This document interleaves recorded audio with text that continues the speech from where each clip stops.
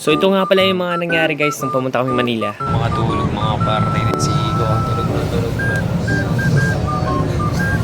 Igo, ano?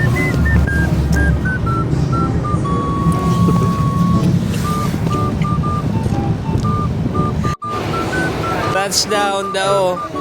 Igo is in the house, everyone. Ayan o, tapos ko lang kumain ng siopaw.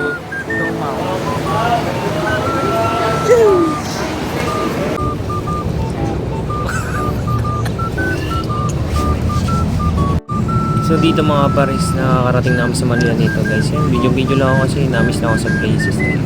Yo, Igo Impossible is in Manila, bro. Dito nga pala guys is unang-una namit namin si Ma'am Lay. At saka sumunod naman dito si binibining Ma'am Mary is in the house. Yan no, napaka-cute. Hanggang yan, nawawala pa sa yan eh. Di ba? Nahanap niya ako kasi tinaguan ko siya eh. So yun hanggang sa yun.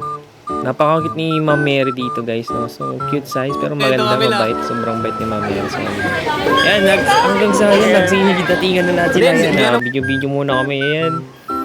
Enjoy, banding muna kami lahat yan. Guys, bumabalagbag si Igo. Pasimple pa yan. Pangatlong Jollibee na yan.